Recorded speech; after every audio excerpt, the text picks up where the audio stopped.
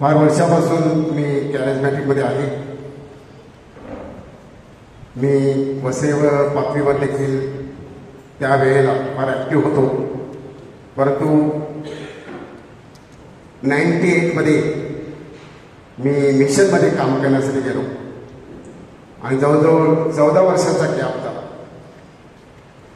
त्यानंतर गेले 6 वर्ष मी भुईगावला होतो. आता मी सोडण्याला आलेलो आहे आणि परत आता ह्या वेळेला देखील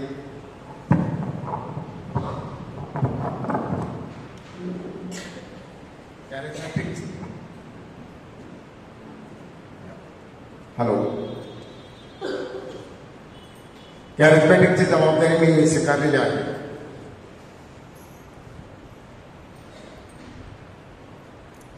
माझ्या प्रिय बंधूंनो, आज आपण फार मोठा सण साजरा करतो. माहिती आहे तुम्हाला कोणता सण?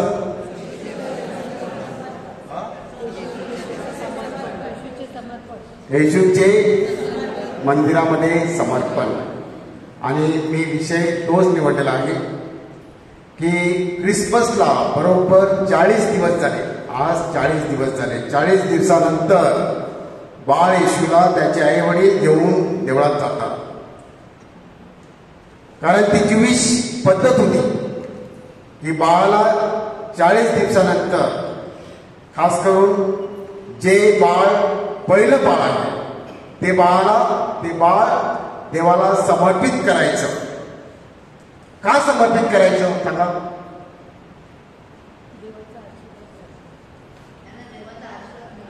देवाचा आशीर्वाद बघू. Very good. आणखी काय? ते देवाला समर्पित करायचं, कारण ते बाळ देवाचं आहे. जे आपल्याला दिलेलं आहे ते देवाला परत आपण द्यायचं, ही भावना होती. आणि ज्यूइश पद्धत, ते रीतिरिवाजाप्रमाणे हे कपल गेले मारिया योसेफ आणि त्याने त्या बाळाला समर्पित केलं. ज्यूइश नियम होता तो, त्याचं पालन त्यांना करायचं होतं की प्रथम बाळ हे देवाचं असतं, ते देवाला द्यायचं. दुसरी गोष्ट अशी की बाळपणामुळे त्याची आई मंदिरात जात नव्हती. ज्यूइश पद्धतीप्रमाणे ती अशुद्ध होती आणि 40 दिवसानंतर जणू काही या बाळाद्वारे आणि त्या अर्पणाद्वारे, त्या रीतिरिवाजाप्रमाणे ती शुद्ध होणार होती. म्हणून बाळाच्या अर्पणासाठी आणि आईच्या शुद्धीकरणासाठी देखील हे समर्पण फार महत्वाचं आहे. 40 दिवसानंतर ती देखील शुद्ध होत असते. आज मी शब्द निवडलेले आहेत.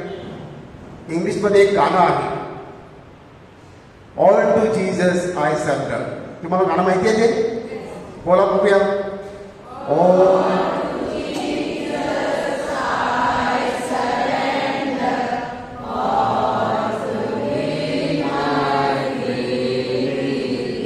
Very good.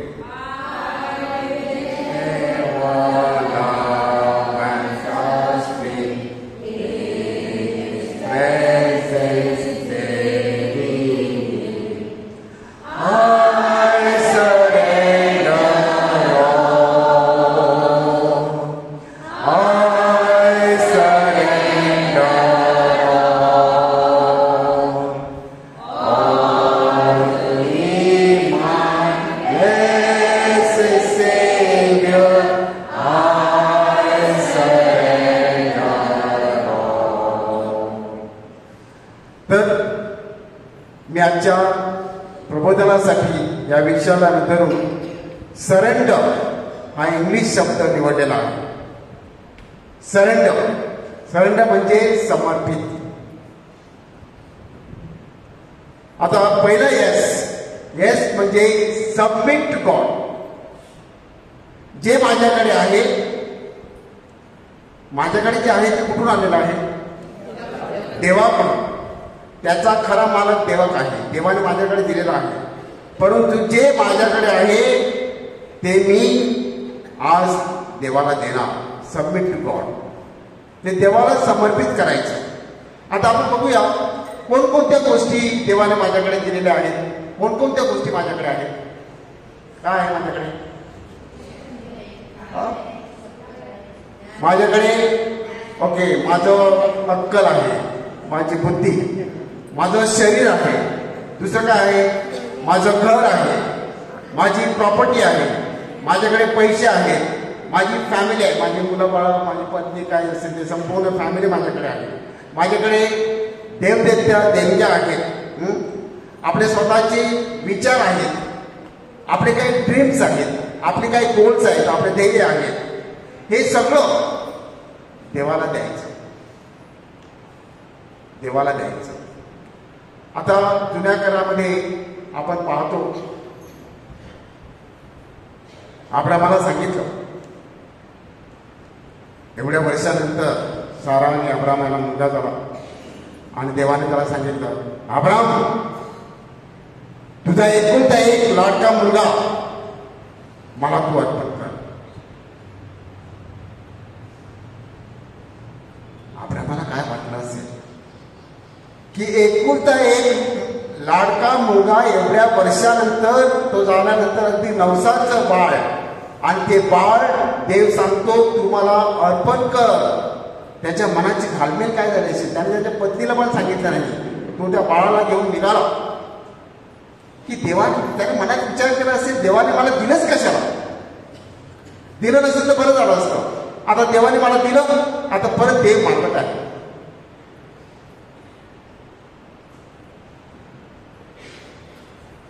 आणि म्हणून दुसरा शब्द आहे U stand for understanding God's will, understanding God's will. देवाची इच्छा काय, माझ्यासाठी देवाची इच्छा काय। पहिल्या प्रथम आपण बघितलं की माझ्याकडे जे काय आहे ते देवाला द्यायचं, जे काय आहे ते। कधी कधी आपण असं लपून ठेवतो, हे माझं आहे, हे माझं आहे, हे माझं नसतंच, परंतु देवाची इच्छा काय आहे, देवाची इच्छा समजून घेणं। आजच्या वाचनामध्ये आपण पाहतो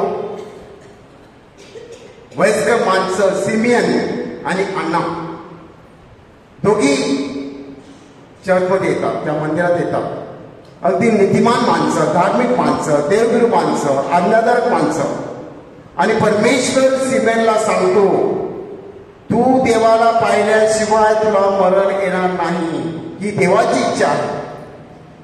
आणि हा माणूस देवाची इच्छा पूर्ण करण्यासाठी जणू काही त्याला पवित्र आत्मा त्याला प्रेरणा देतो, prompting of the Holy spirit.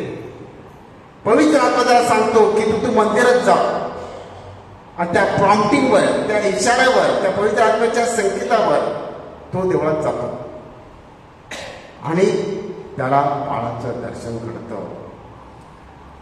बघा, ते बाळ तो त्याच्या वेंगेत घेतो, जणू काही हे बाळ त्याचं शेवटची इच्छा असते। सिमेन एक नीतिमान माणूस, पवित्र आत्म्याच्या प्रेरणेने चालणारा माणूस, दररोज मंदिरात जाणारा माणूस, वयस्कर माणूस, तो त्याच्या मरणाची वाट पाहत आहे, पण त्याला सांगण्यात आल्याप्रमाणे तो तिथे येतो, त्या बाळाला वेंगेत घेतो। किती भाग्यवान, किती भाग्यवान तो, देवाचा पुत्र तो वेंगेत घेतो। आयुष्यामध्ये मला वाटतं त्याची शेवटची इच्छा, पण सगळ्यात महत्वाची इच्छा, परमेश्वर त्याला जणू काही बक्षीस देतो या सिमेनला, आणि त्याला सांगतो, आणि तो सांगतो आता माझी इच्छा पूर्ण झाली, आता मला जाऊ दे, मला जाऊ दे, कारण माझं सगळं पूर्ण झालेलं आहे। नाव आय एम सॅटिस्फाईड, समाधानी आहे। आणि त्याचप्रमाणे ती अण्णा नेहमी मंदिरामध्ये पूजार्चा करणारी, उपवास करणारी, प्रार्थना करणारी, सगळं काही संपलं होतं आणि तिची श्रद्धा फक्त आता देवळामध्येच, त्या मंदिरामध्ये पूजा अर्चा करून, उपवास करून, प्रार्थना करून ती दिवस काढत होती आणि तिला देखील त्या बाळाचं दर्शन घडतं. बघा, देवाची इच्छा, देवाची इच्छा माणसाला ओळखता आली पाहिजे. कधी कधी काही गोष्टी आपल्याला कळत नाही. ज्या गोष्टी कळत नाही त्या गोष्टीवर पवित्र मातेप्रमाणे चिंतन करायचं, हृदयात ठेवायचं. काही गोष्टी घडतात. एखादं मरण मला आठवतं, मी जेव्हा मुलुंडला होतो तेव्हा एका शेजारच्या पॅरिसमध्ये एक मँगलोरियन फॅमिली, तिचा एकुलता एक मुलगा मरण पावला. एकुलता एक मुलगा. आणि तिच्या एका नातलग बाईने मला सांगितलं, फादर आपण तिकडे जाऊ, त्या बाई फार दुःखात आहे, तिच्यासाठी जाऊन प्रार्थना करू. तिचा मुलगा एकुलता एक मुलगा ॲक्सिडेंटमध्ये मरण पावला. मी त्या बाईच्या घरी गेलो, त्या फ्लॅटमध्ये. आणि ती बाई घरात शिरताबरोबर मला कळलं की तिने सगळे त्या घराचे सगळे आरसे फोडून टाकले होते. आणि तिला जेव्हा सांगितलं की फादर आलाय प्रार्थना करणार, ती सांगते मला प्रार्थना करता काय नको, माझा देवावर विश्वास उडाला आहे, मला काहीच नको, सगळं झूट, सगळं खोट आहे. आणि म्हणून पुढचा शब्द तो आहे रिॲक्शन, प्रतिक्रिया. आपण रिॲक्ट करतो.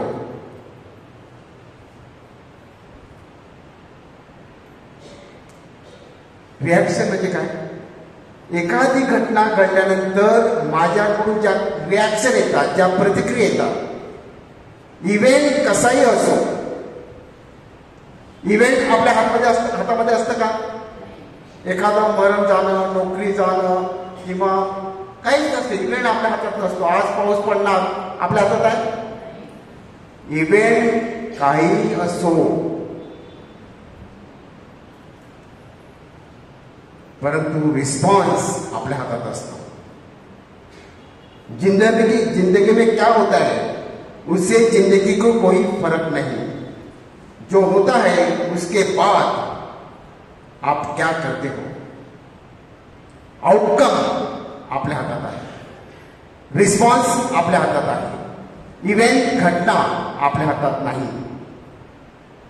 आपण काहीच करू शकत नाही. समजा मी शॉर्ट आहे, माझ्या हातात आहे का?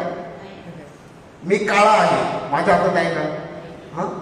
मी गरीब जन्माला आलेलो, गरीब कुटुंबात, माझ्या हातात आहे का? नाही. पण मी गरीब राहणं हे माझ्या हातात आहे की नाही? आहे. बरोबर ना? आहे माझ्या हातात. मरण झालं, एखादी घटना घडली, झाली, घटना माझ्या हातात नाही, मी काहीच करू शकत नाही. I cannot do anything. Me reaction करू शकत नाही. मी बघितलेलं आहे काही लोक, काय बघितलेलं आहे, एक बाई मी तिला पाहिलेलं आहे, तिचा नवरा मरण पावला आणि ती बाई कुठेच जात नाही, चांगले कपडे घालत नाही, घराच्या बाहेर पडत नाही. तिने स्वतःला अगदी काढून ठेवलेलं आहे. ना आता मी कुठे जाणार नाही, काय करणार नाही, खाणार नाही, पिणार नाही, कोणत्याच प्रकारचा सोहळा नाही, कारण माझा धनी गेला. आता तिचा मुलगा आहे, मुलगा मोठा झाला, त्याला चांगली नोकरी मिळाली, त्याचा आता लग्न आहे आणि तिला त्याच्यामध्ये इंटरेस्ट नाही. आता मुलगा सांगतो, अगं माझे डॅडी मरण पावले, मला माहिती आहे, माझं तुझं दुःख आहे, माझं पण दुःख आहे, पण तो आता मी मोठा झालेलो आहे, मी चांगलं कमवतो आहे, तू चांगले कपडे घाल, या सोहळ्यासाठी तयार हो. नाही, तिने स्वतःला काय करून दिलेलं आहे? गाडून घेतलेलं आहे. हे काय आहे? रिॲक्शन आहे का रिस्पॉन्स आहे? रिॲक्शन. दिस इज प्रतिक्रिया. आता दुसऱ्या एका बाईचं उदाहरण देतो. करोना काळामध्ये ही घडलेली घटना आहे. ह्या बाईचा नवरा मरण पावला, तिचा मुलगा आहे, तो 12वीला होता, नवरा मरण पावला. ही बाई देखील कामाला जात होती. सगळे लोक सांगतात, आता कसं होणार, नवरा मरण पावला, असं आलं तसं आलं. परंतु मी तुम्हाला सांगतो, या बाईने फक्त 8 दिवस दुःख घेतलं.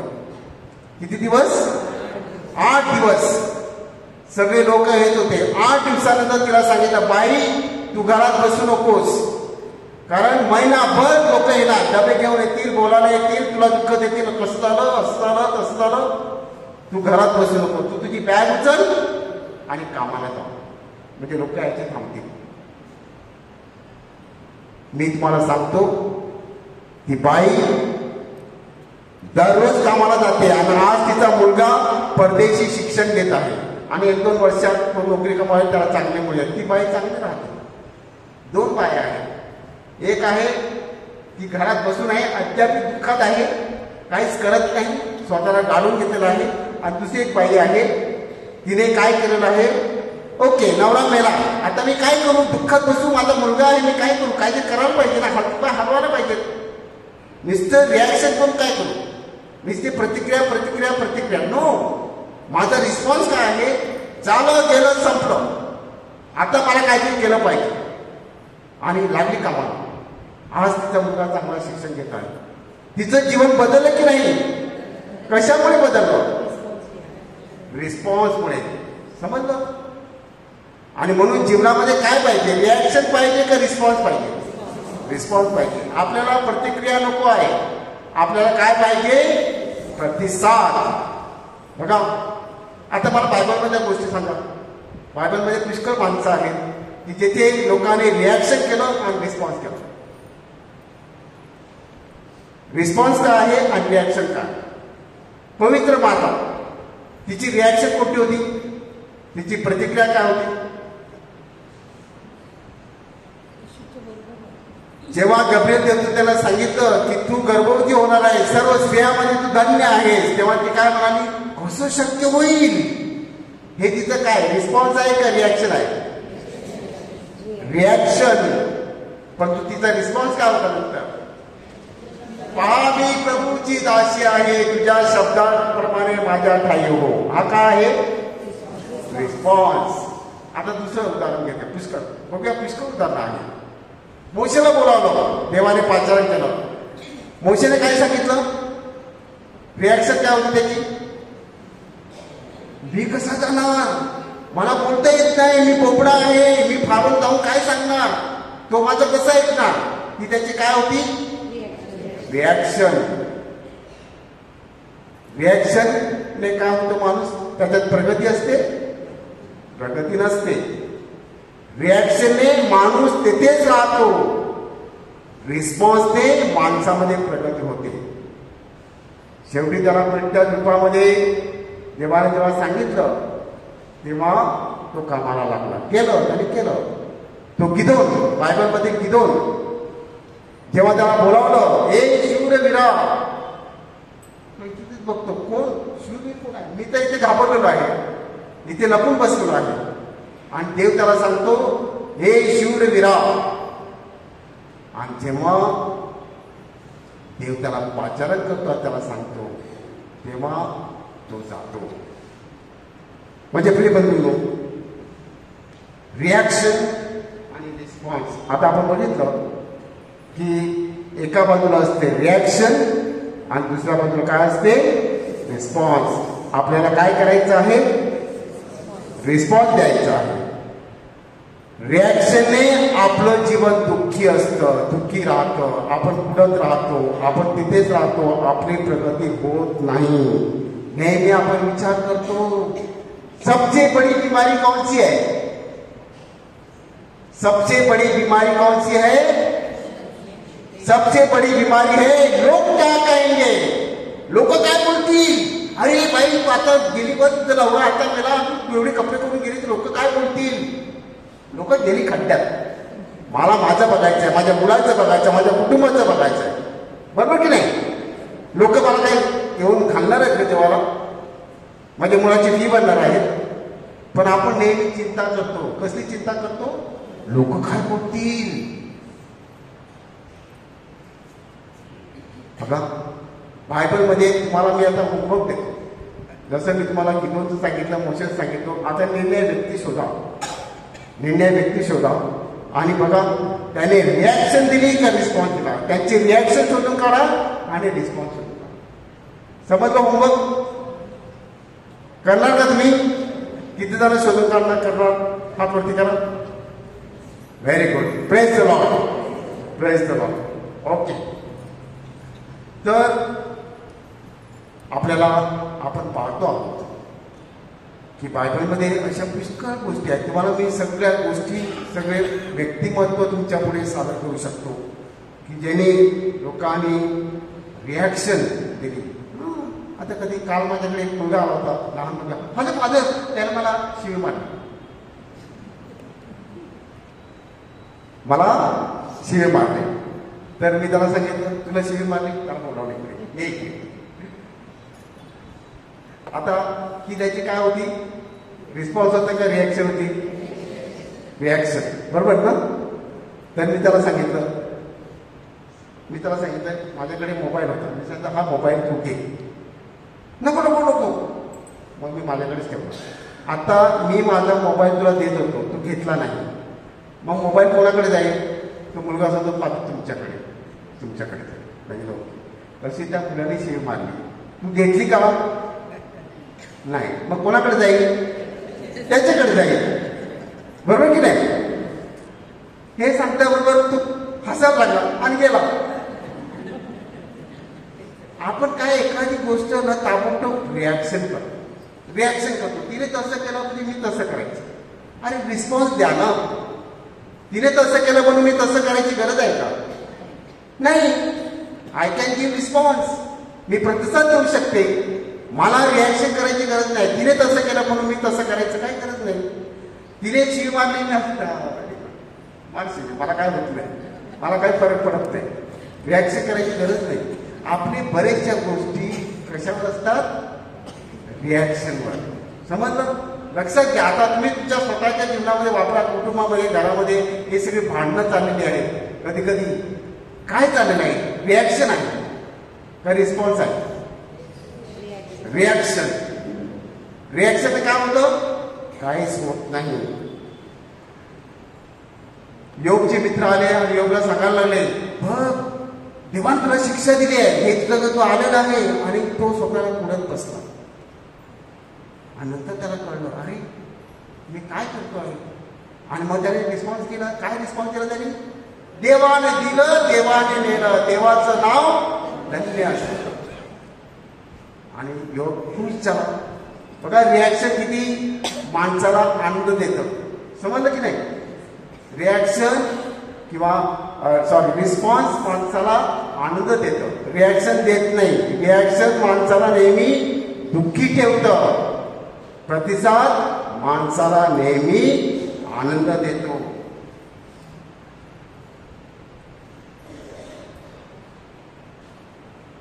येशूने जक्विसला बोलावलं. जक्विस दारावर चालला होता. जक्विस खाली. जक्विसने रिॲक्शन दिली का रिस्पॉन्स दिला? मला सांगा. काय प्रतिसाद दिला जक्विसने? सांगा. एकदम उठून सांगा. उभा बोल बोल बोल. बरोबर आहे.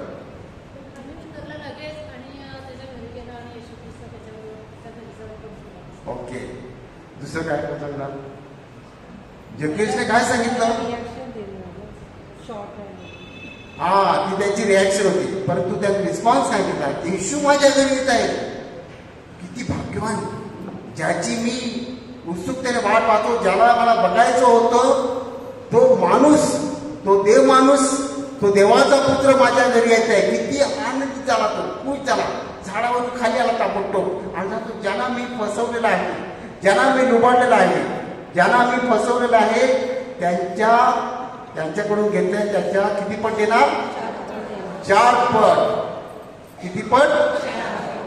आणि माझं जे आहे त्याचं सगळं अर्ध मी कोणाला देणार? गरिबाला देणार. त्याच्याकडे काय राहिलं? त्याच्या जक्विसकडे काय राहिलं? काहीच नाही राहिलं. पण त्याला काय मिळालं? त्याला येशू मिळाला.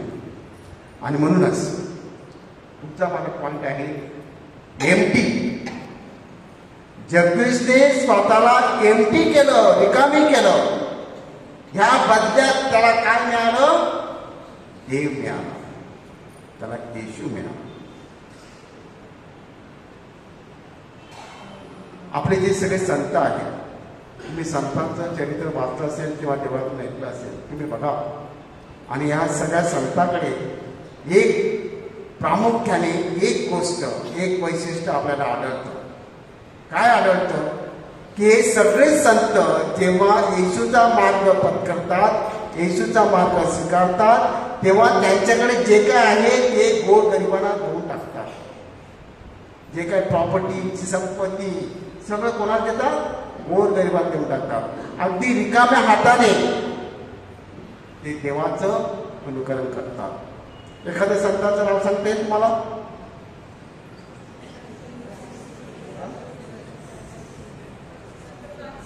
हा, संत फ्रान्सिस. तिकडे आपल्या गिरीजला वाक्य लिहिलंय ना, काय लिहिलंय देवळावर?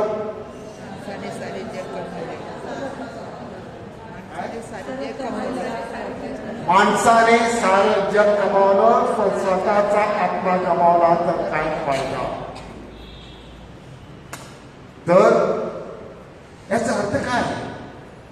एमटीनेच कशाला करायचं? एमटी कशाला? एमटी म्हणजे रिकामी, मोकळं व्हायचं, मोकळं व्हायचं. तुम्ही विचार करा की मोकळं व्हायचं, कशाला मोकळं व्हायचं, कशाला रिकामी करायचं? आजच्या मुहूर्त पण आहे ना, आज सांगितलं आहे की जाताना तुम्ही काहीच घेऊ नका, काहीच घेऊ नका. फक्त काय घ्यायचं? वाण आणि बस. खायला पाहायला काय घ्यायचं नाही. म्हणजे काय एमटी कशाला करायचं? आज आपल्या बघितलं, आपले कपाट उघडले, कपाट सगळे भरलेले आहेत. साड्या किती आहेत? किती साड्या आहेत? एवढ्या गर्दी आहेत का? गरज आहे का? विचारवंत काय सांगतात माहितीये? जी गोष्ट मी 6 महिने वापरत नाही ती माझ्या जीवनात कामाची नाही. आता तुम्ही हिशोब करा, 6 महिने एखादी गोष्ट मी वापरली नाही आणि ती माझ्या घरामध्ये दडून आहे, माझ्या कपाटात आहे, ती वस्तू आपण काढायला पाहिजे. मग ते माझे कपडे असो, नवीन कपडे असो, काही असो. काही काही भांडे पण तसेच ठेवतात, काही कपडे ठेवले आहेत, काही आता गिफ्ट आले तर तसे तिथे ठेवलेले आहेत, वर्षे तिकडेच आहेत.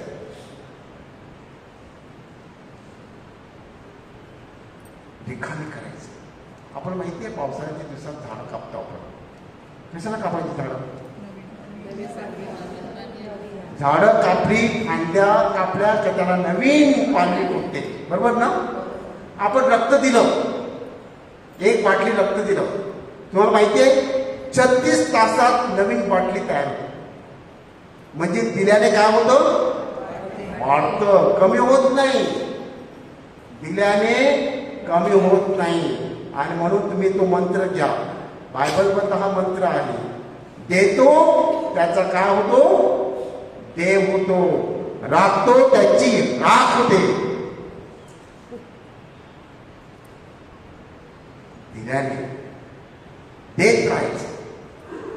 जे पाणी वाहतं ते स्वच्छ असतं, जे पाणी ओंदटलेलं असतं, डबक्यात असतं, त्याला वास येतो, दुर्गंधी येते.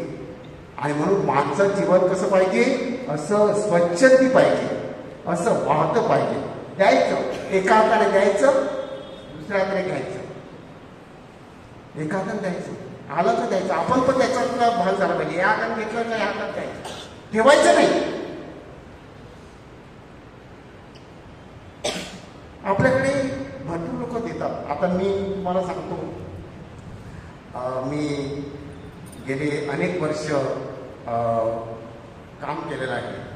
खास करून गेले मला सांगितलं 14 वर्ष मी मिशनमध्ये होतो. 14 वर्ष मी बाहेरला होतो, वरखंड्याला होतो, गांगणगावला होतो, शहापूरला होतो, परत बाहेर होतो. तर पैसे, मला कधीच पैशाची गरज नव्हती किंवा पैसा मला असं कधी वाटलं नाही. आता मी मागे भुईगावला होतो, भुईगाव माहिती आहे ना? आणि मी तिथे लोकांच्या सरकारने 8 करोडचं चल बांधलं. परंतु तुम्ही जाऊन लोकांना विचारा की फादर बॅप्टिस्टने कधी तुमच्याकडे पैशाची मागणी केली का? एकदा पण मी सांगितलं पैसे द्या पैसे द्या, नाही, तुमचं काम आहे, मी फक्त कामाचं सांगितलं. आज हे काम झालं, उद्या ते काम झालं, सगळं आणि लोकांनी भरभरून दिलं, भरभरून. मला कधीच पैशाचा तोटा पडला नाही. आणि शेवटी जेव्हा देवळाचं काम संपलं तेव्हा मी 55 लाख रुपये ठेवला. 8 कोटीचंच काम संपलं. आणि कुठलं?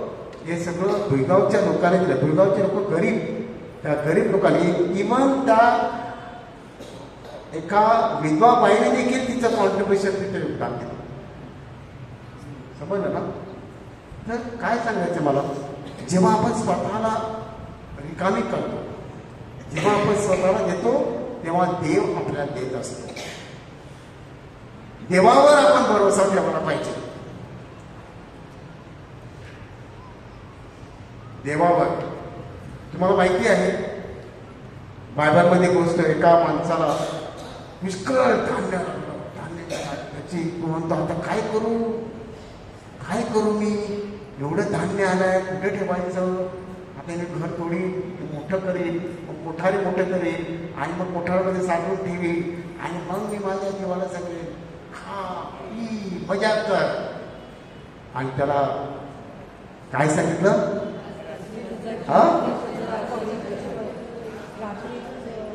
त्याला काय सांगितलं देवाने? नाही, तो शब्द सांगा मला.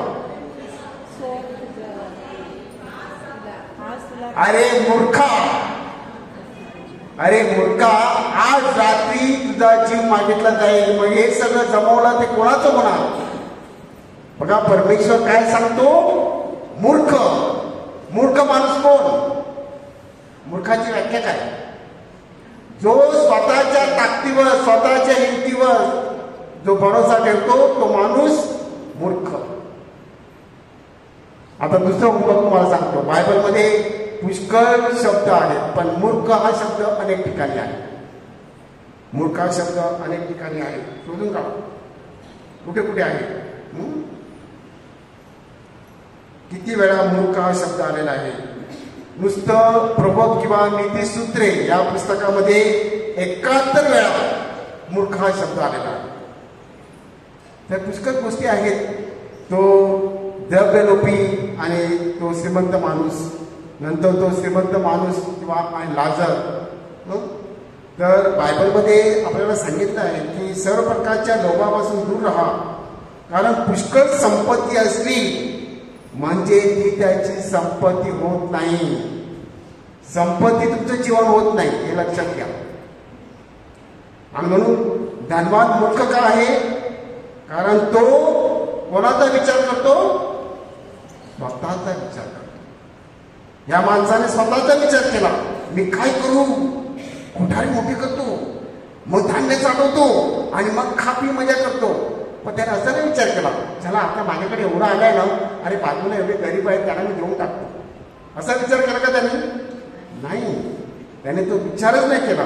त्याच्या मनात तो विचार आलाच नाही, स्वतःचा विचार. It is called self sufficient. Self sufficient म्हणजे स्वतःवर भरोसा ठेवला. आपल्याला सेल्फ सफिशियंट कडून पुढे जायचं आहे गॉड सफिशियंट. समजलं मग दोन शब्द, एक स्वतःवर आणि दुसरा देवावर. देवावर भरोसा ठेवायचा. आपण देवाचं काम करत आहोत ना, मग देवावर भरोसा ठेवायचा. माणसावर भरोसा ठेवायचा नाही, माणसावर नाही ठेवायचा, देवावर भरोसा ठेवायचा. पुढचा शब्द आहे एन, नथिंगनेस. मी काही नाही. रवींद्रनाथ टागोर एकदा सांगताना ते सांगतात, देवाला सांगतात की देवा मी काय आहे? शून्य. शून्याला किंमत आहे? शून्याला किंमत आहे का? आणि तू देवाला काय सांगतो? मी शून्य आहे पण तू एक आहेस. तुझ्यामुळे मला किंमत आहे. एक टाकल्यानंतर शून्य टाकला किती होतील? 2 शून्य टाकलं किती होतील? आणखी शून्य टाकलं किती होतील? बघा, शून्याला किंमत आली की नाही? पण कोणामुळे आली? एकामुळे. एक कोण आहे? परमेश्वर. परमेश्वर एक आहे. स्वतःच्या ताकदीवर, स्वतःच्या पैशावर भरोसा ठेवू नका. ताकद कधी जाऊ शकते, पैसा कधी जाऊ शकतो, हे लक्षात घ्या. पैसा येईल आणि पैसा जाईल आणि पैसा परत येईल. नाव तुमचं येईल आणि जाईल. परत नाव येईल, परत नाव येणार नाही. आणि म्हणून निरर्थक जीवन जगू नका. अर्थप्राप्तीसाठी जीवन जगू नका, तर अर्थपूर्ण जीवन जगू. पैशासाठी नाही जगायचं. पैसा काय आहे? पैसा हे माध्यम आहे.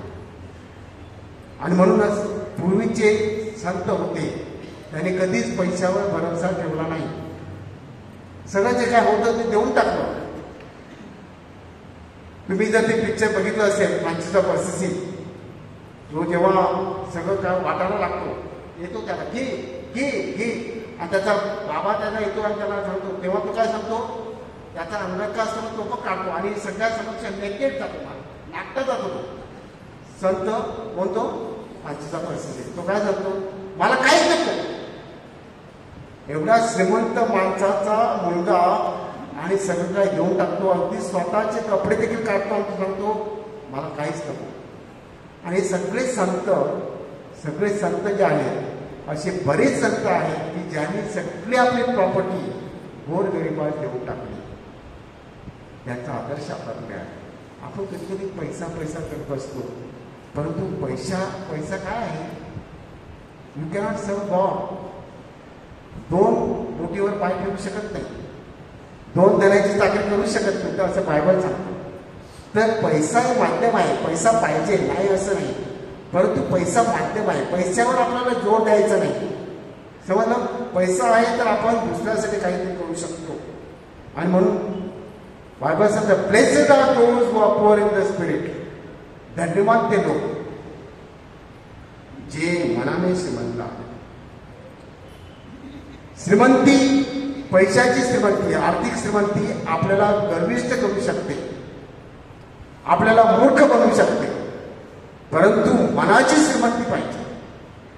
मनाची श्रीमंती काय करेल? मनाची श्रीमंती काय करेल? जेव्हा मी देवावर भरोसा ठेवतो, तेव्हा आपल्याला काय होईल? मी अधिक नम्र होईल. 2 फरक आहे. तो तुम्हाला गोष्ट आठवते ना, एक जकातदार आणि फरक आहे. एक नम्र असतो, दुसरा काय असतो? गर्विष्ठ. माणसाला पैशाने, श्रीमंतीने, प्रॉपर्टीने अहंकार येऊ शकतो, पण जो देवावर भरोसा ठेवतो, देवावर सगळं सोपवतो, तो नम्र राहतो, तो लीन राहतो.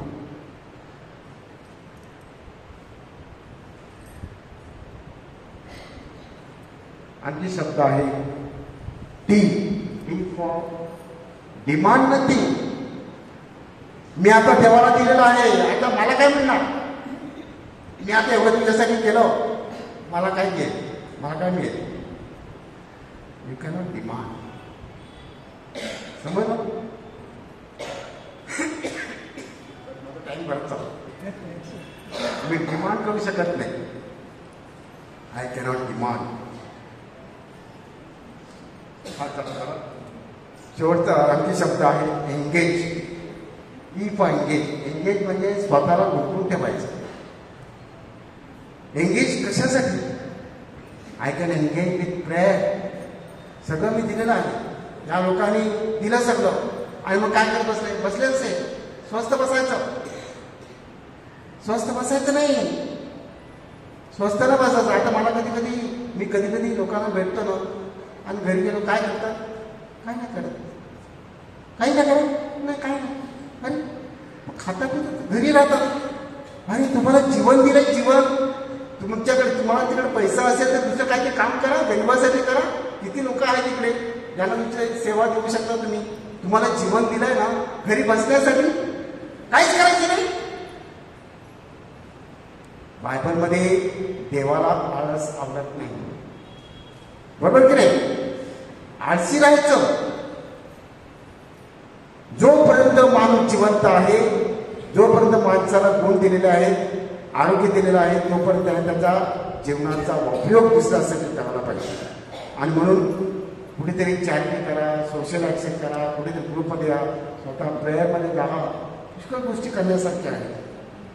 बघा, तुम्ही आता या देवळात बसलेले आहे, या देवळाला तुम्ही काय दिलंय का? ते देऊळ बांधलंय, तुम्ही काय केलं? काय नाही केलं, तरी तुम्हाला मस्तपैकी बसायला मिळतं. इथे झाड लावलेली आहे, तुम्ही लावले ते झाडं नाही, त्या झाडाची सावली तुम्हाला मिळते ना. तिकडे विहीर खणलेली आहे, त्या विहिरीचं पाणी तुम्ही पिता. तुम्ही खणली आहे का ती? तो रस्ता जातो तिकडून, तो रस्त्याचा जरी तुम्ही जागा दिली आहे का, तरी त्या रस्त्यात तुम्ही जाता. अशा किती गोष्टी आहेत अगोदर केलेल्या आहेत, कोणीतरी केलेल्या आहेत, कोणीतरी त्याग केलेला आहे आणि त्यासाठी आपल्याला मिळालं आहे. आपण त्याचे लाभार्थी आहोत. आणि मग मी असा हात म्हणून कसं बसू शकतो? मला पण काहीतरी ठेवलं पाहिजे समाजासाठी.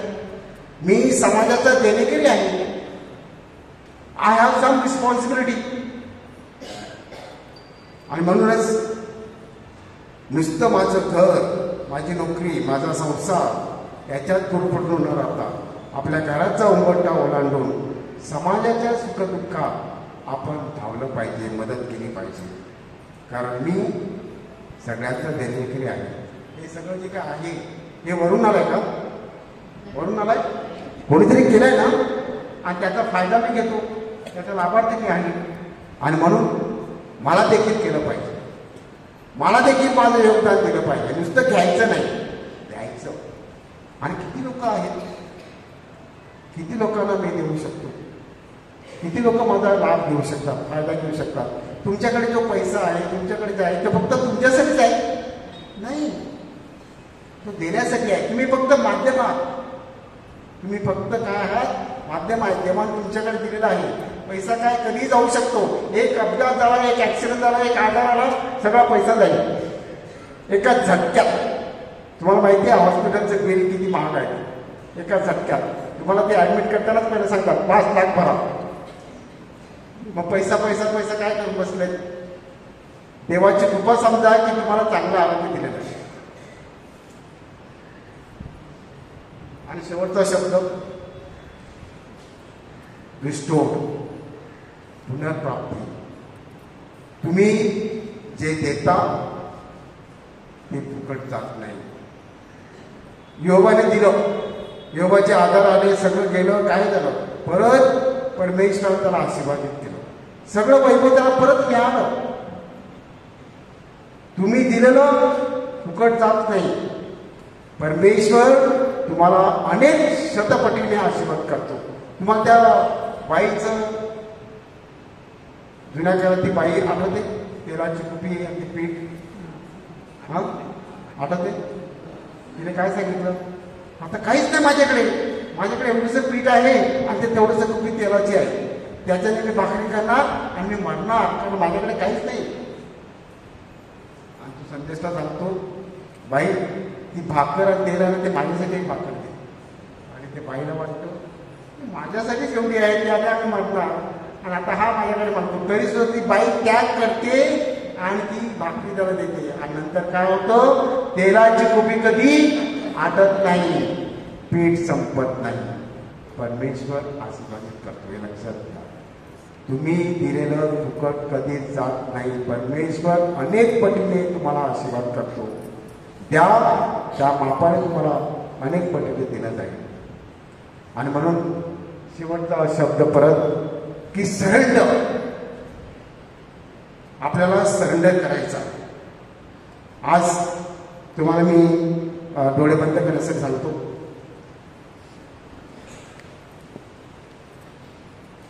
आणि आपण परत ते गाणं बोलूया. All to Jesus I surrender.